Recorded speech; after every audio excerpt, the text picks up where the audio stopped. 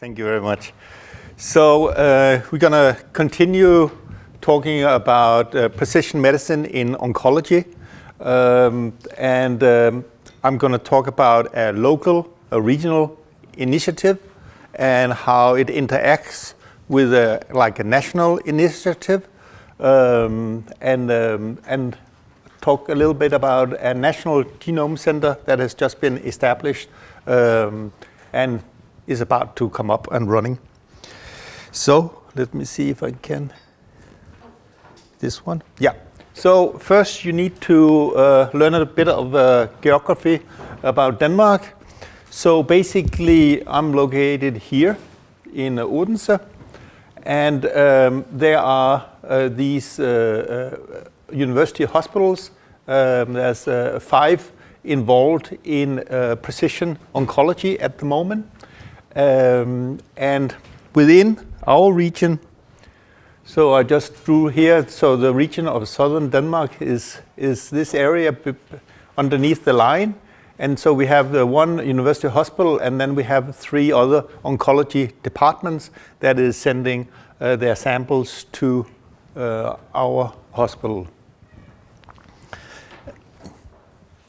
So,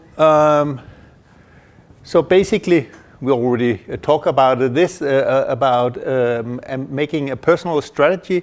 And when I talk about personalized medicine, it's genomic testing of these to see if we can offer the patient one more treatment option. So basically, the initiative I'm going to talk about is that when standard treatment have failed, and this is patient with advanced cancer, then we offer them a genomic testing and see is there like a phase 1 treatment to offer these patients. So it's quite different than what Drew was talking about testing the patient up front and getting really a lot of information that could be used in the long run for developing new drugs. So this is more an applied approach. So basically what we have in our bag of phase 1 treatment is what already have been developed but not been really confirmed to work yet. So it's a more experimental treatment. So basically, let me just see here. One of the major problems we of course have is that we don't have drugs enough. So basically we have in Denmark about 50 phase 1 trials going on, most of them in Copenhagen. And so basically we're trying to match our patients to these trials. And of course, we want to get all these genetic information and see can it also bring us further in our understanding. So basically we can have one patient with a certain mutation and the drug will work very nicely on this patient. We will have another patient with the same genomic change or maybe sitting very close by and the drug will not work on that patient. And basically at the moment we have very little really understanding on where the mutation precisely should be or if there's other mutation that interfere with this. So it's a very complex system. And the only way, as we already discussed, the only way we get further is we collect all these data and really know this patient, the drug will work, for this other patient, likely not to work. So, and of course, whether the patient should be offered this treatment or not is based on a shared decision. So basically, it's not something we say. So let me skip to the next one. So in our region, the region of southern Denmark, there was published, or in all Danish regions, there was published like a strategy for personalized medicine. And at our hospital, very few patients were sent to Copenhagen, where there has been an initiative for the past 4 or 5 years. And also one of the problems when we sent the patients to Copenhagen was it took quite a long time first to organize they are going over there to get the sample tested. They did really advanced testing, but it also took nearly a month or more for getting test results. And a lot of these patients are really in a state where they can't wait for treatment for a month. So we got talked to our region, and they granted us money to test 700 patients annually.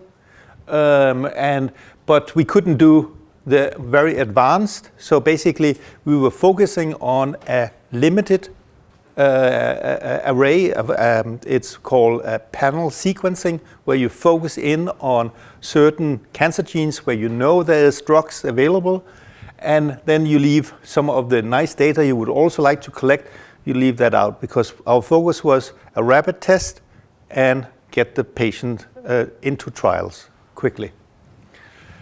And this has been like a process in 2018, like the clinical pathology department where the testing is done, was really built up for getting. We expanded our trial unit in our oncology, and we established a local national collaboration. So basically, I think maybe it's, let me just skip that one. I just want to show you this here. Yeah.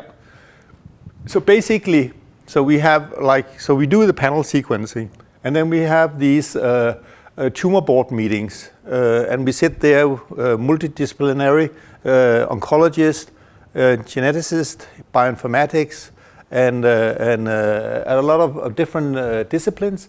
And we have our local tumor board and discuss the cases, and then we 2 days later in the same week, we have a national call where all these centers that I mentioned before is calling in a Skype conference, and we basically only discuss the ones there where we can't see that can be, we don't have a treatment, but there might be just a new trial open in that same week, for example. And it's really good learning for all of us to really exchange that knowledge. So basically, first within the group with the different disciplines, and then later for all the centers. Got some very good discussions. Okay, I will just go. Oh, that was the wrong way. So, yeah. So basically, so we have set this initiative up, like the local initiative up, as like a trial to collect all the data, basically to evaluate two things. First of all, is this approach at all doable? We want to have fresh biopsies, not FFPE, like formalin fixed tissue. That is changing a lot. I mean, the whole hospital system is used to just putting it into formalin fixation. It's a detail, but that can change a lot. And getting the biopsies organized and all these things is quite demanding. And then, of course, how many patients can we change their course of disease? How many are enrolled in a trial, and what is the outcome of this? Is it worth all these efforts? So this is inclusion criteria. It's all solid tumors where the patient is not eligible for curable treatment, and where standard treatment is no more available. They should be in reasonable good performance status. We have actually also included performance status 2, which is like a borderline. Most trials is not including that, but we want to give the patient the best option here. Adequate organ functions, and of course, since it's a trial, it's informed consent. Then we take biopsy, we make a PET scan, a PET CT scan, and we do a blood test. We perform the genomic profiling, and included in the tumor board, and the PET-CT is to evaluate the current status and also pick where's the best place to take the biopsy from. And then we test the blood for organ function and also store blood in the biobank. And this is panel sequencing we're performing. It's covering 161 of the most cancer-relevant driver genes. And then, of course, the outcome, dependent on whether they have a driver mutation identified, then they can go into a phase 1 or 2 trials, all off-label treatment if they fail to get into a trial because of certain conditions. And often we see actually a lot of them don't have a identifiable driver mutation, and then they can get less evidence-based treatment or best supportive care.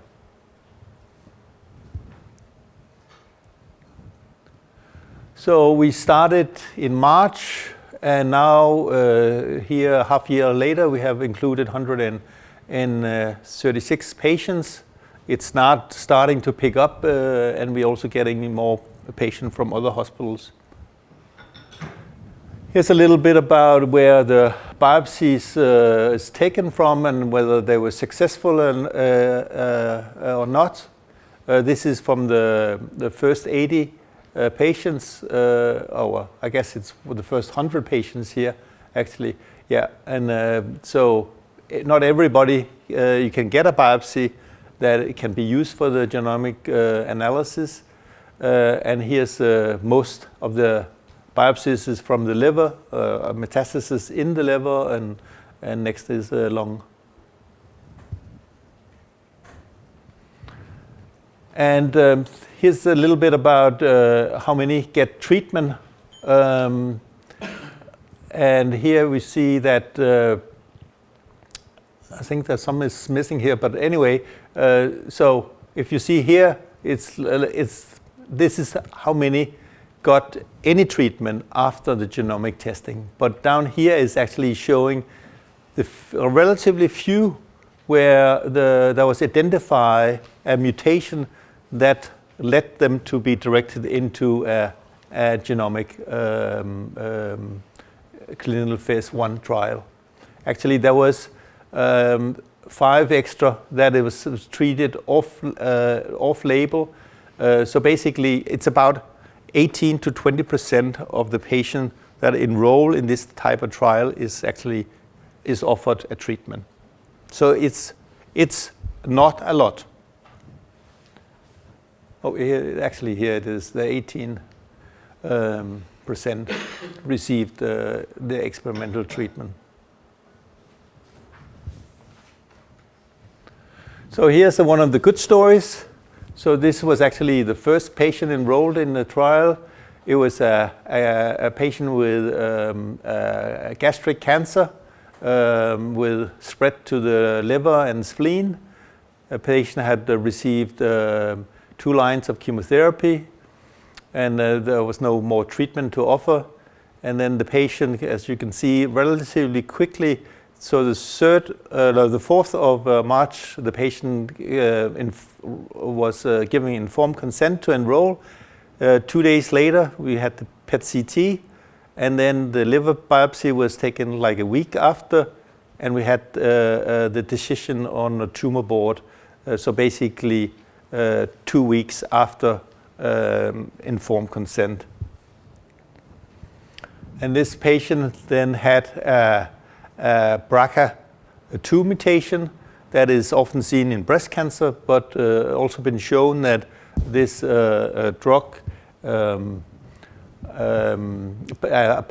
inhibitor olaparib, is quite effective also in gastric cancer. So the patient received this drug and is still on the drug and is working very successfully. So that's one of the nice stories, but it's not every day it happens, unfortunately.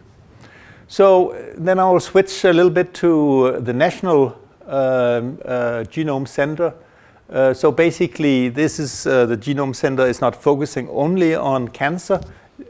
All the other diseases that we already heard about, it's actually in Danish this year, but depression, asthma, diabetes, I think you can recognize. So basically here the idea was to, the initiative was based on doing whole genome sequencing. So all samples should be whole genome sequencing instead of the panel sequencing or other. So to make it uniform in the whole Denmark. So Denmark have it's public health all around, and we have these registers. We get a personal number like we already heard about in other countries. There's already established quality databases and biobanking. So there was many reasons to establish such a center. I think we have already looked at that. I mean, to use the technologies to get increasing insight and also advise the doctors. So I think one of the crucial things, I'll just go here to this picture here. So basically the national infrastructure for the National Genome Center is to do with the sequencing, preparation of the DNA, sequencing, and data analysis, data interpretation. But then there should be this very important link that out to the region. So basically, so it's very important in my view that it's not a little group of people that is highly specialized that sits with all the data, and the people who's next to the patient is not getting the learning of handling these data and really getting the very close insight to this here. So I think this is a very important step here, the bridging between the doctors out at the local hospitals and then the National Genome Center. And then also at this phase here, interpretation of the data. If we don't teach our doctors what this mutation, I mean, for many medical doctors, just hear the word mutation is like out of this world. So basically, it's really important to educate doctors, and I think it's a slow process. And I can see just the initiative we have done in our department have really changed a lot of doctors' insight in this, and they become interested in, So it's very important that this activities is very close to the regional hospitals. Okay, so I'll go back again. Yeah, so basically this National Genome Center was, there was a law made. Of course, the biggest problem with getting the law approved was the ethical consideration. A lot of people in Denmark thought they didn't want their genome spread out, or perhaps actually it was more medical doctors that was concerned about the patients, that they shouldn't get their genome spread out. Whereas the patient in general was very positive about this whole idea.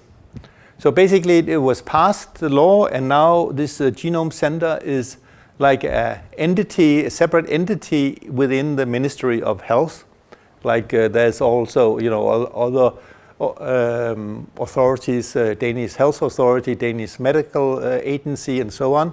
There's the National Genome Center, a separate entity. And so that's the structure that will be. So the sequencing will be performed at 2 centers in Aarhus and Copenhagen. And a lot of the data analysis will be performed also at 2 centers around Copenhagen. And of course, from being a region outside where some of the activities, there's a lot of concern whether we're going to be left behind or not. There will be some regional support centers that is involved in some of the interpretation and data storage. So in this way, they have tried to make it close to the Riddel hospitals also. Go. I think this is already discussed, the whole flow of getting samples from the patient, sequencing, interpretation of the data, and identifying the right target to treat, and also the possibility of genetic analysis of the families. So I think the Genome Center is going to focus on rare diseases, for example, cohorts of patients where there's a strong research area in Denmark already. If there's samples available, that what they're going to focus on, not the same approach as the 1,000 Genome Project, where patients have been sequenced just whatever disease they had. But here we're going to collect cohorts of patients to hope to get quicker results out of these tests.